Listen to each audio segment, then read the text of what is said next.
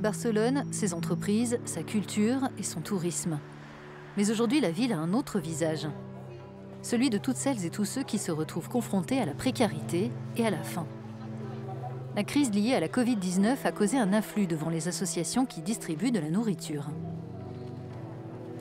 Une nouvelle pauvreté est en train d'apparaître en Espagne. La crise économique provoquée par la pandémie fait des ravages chez les classes moyennes. Près de la moitié de ceux qui demandent de l'assistance sont de nouveaux pauvres. Ils sont pour la première fois dans une situation de vulnérabilité. Nous avons rencontré une famille qui a tout perdu. Antonio et Cristina ont 3 enfants. La pandémie a eu raison de leur bar à tapas. Ils n'avaient plus les moyens de payer ni loyer ni facture et ont été expulsés de leur appartement. Pour avoir de quoi manger, la famille est obligée de demander de l'aide à l'association des VI de voisin à voisin. Pour Antonio, c'est une première. Je n'ai jamais été confronté à ça de toute ma vie. Comment j'aurais pu faire avec 3 enfants? Je m'en sortais bien, mais les choses ont mal tourné. Quand on va demander de quoi manger, au début on a honte, franchement. En septembre, quand la famille a été expulsée, la mairie a mis à sa disposition une location touristique inoccupée. Elle peut y rester jusqu'à l'été. L'épouse de Tony, Cristina, est originaire de Roumanie. Selon elle, en Espagne, il y a de nombreuses familles qui sont en situation de pauvreté pour la première fois. Avant le Covid, il y avait des familles qui n'avaient jamais demandé à manger à une ONG comme Caritas, et aujourd'hui elles le font. C'est très dur de se retrouver là-bas, mais il faut le faire, il faut bien manger tous les jours. Il n'y a pas d'autre solution. Et grâce à ces associations, on peut avoir de l'aide. Sans leur soutien, on devrait chercher à manger dans les poubelles ou voler.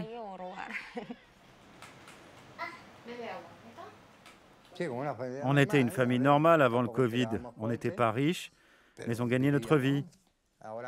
À l'heure actuelle, le seul revenu qu'on a pour tout payer, ce sont les 400 € que ma femme reçoit de l'aide sociale. On nous donne de la nourriture.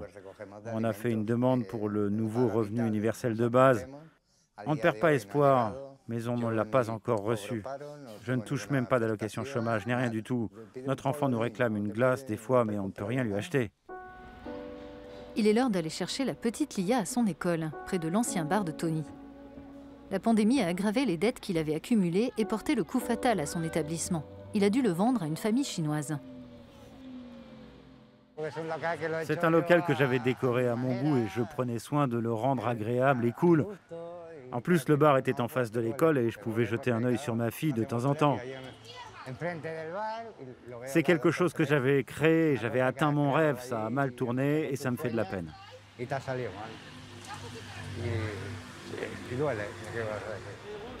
Il pourrait y avoir plus d'1 million de nouveaux pauvres à cause de la pandémie en Espagne, selon l'organisation Oxfam Intermon. Comment expliquer que ce pays soit si durement touché? D'une certaine manière, on a ignoré l'importance de l'économie informelle. Aujourd'hui, on se rend compte que beaucoup de gens travaillaient au noir et cette économie n'existe plus à cause du Covid. Comme elle est invisible, c'est une pauvreté ou une richesse qui est invisible. Avant la pandémie, on distribuait 2,5 tonnes de nourriture par mois à environ 130-140 personnes. Aujourd'hui, sur 8 mois, on en a déjà distribué plus de 100 tonnes. En mai, le gouvernement a créé un revenu minimum de base pour quelques 2 millions de personnes. Pour l'instant, seul 1% des demandes a été accepté. La capitale autrichienne, Vienne, son histoire, son économie dynamique et ses magasins de luxe. Mais aujourd'hui, la ville a elle aussi ce visage de la nouvelle pauvreté liée à la pandémie qui frappe toute l'Europe. À l'association Volkshilfe, aide populaire de Vienne, l'activité est intense. Plus d'une douzaine de ces sacs de nourriture vont être livrés au foyer pour sans-abri Nordlicht à Vienne. La crise du coronavirus fait basculer des vies, y compris en Autriche, 6e pays le plus riche de l'Union européenne. Des personnes qui avaient des revenus se retrouvent tout d'un coup à la rue. C'est ce que vit Regina.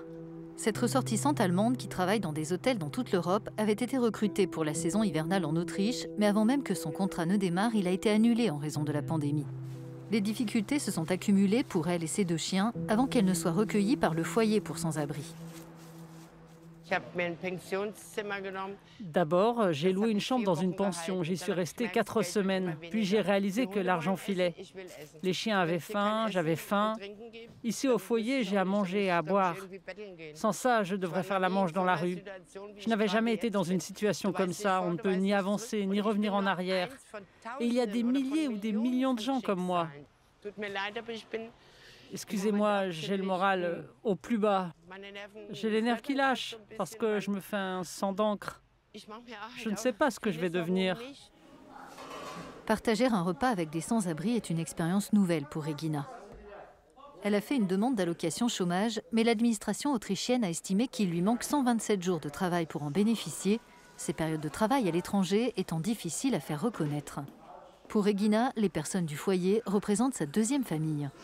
Ça crée des liens, on partage des rires et parfois des pleurs aussi.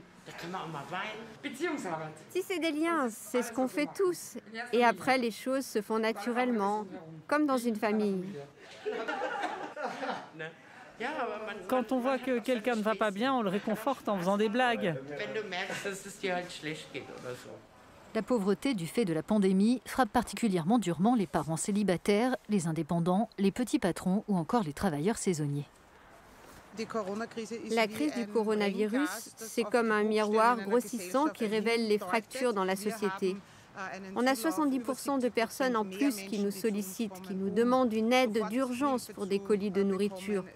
Dans les files d'attente, on trouve des gens dont on n'aurait jamais pu penser qu'ils dépendraient un jour de nos colis pour nourrir leur famille.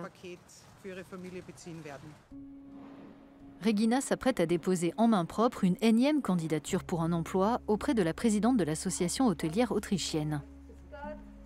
Le tourisme représente 7% du PIB du pays et habituellement la main-d'œuvre manque dans ce secteur. Mais ces derniers mois, du fait du confinement, la plupart des hôtels ont dû fermer. Quand, fin septembre, l'Allemagne a émis un avertissement pour les voyageurs à destination de l'Autriche, la crise s'est transformée en véritable catastrophe. Et c'est triste pour Regina. Mais c'est pour cela que tous mes collègues sont très réticents à embaucher du personnel parce que personne ne sait s'il y aura un troisième confinement. Tout le monde en parle. J'ai promis à Regina de l'aider, grâce à mes contacts, à lui trouver un emploi quelque part en Autriche. À l'échelle européenne, 13,5 milliards d'euros issus de la politique européenne de cohésion ont été versés pour soutenir les personnes vulnérables dans cette crise. D'autres financements pourraient venir les compléter. La solidarité s'exprime au plus haut niveau, tout comme au plus près des personnes démunies.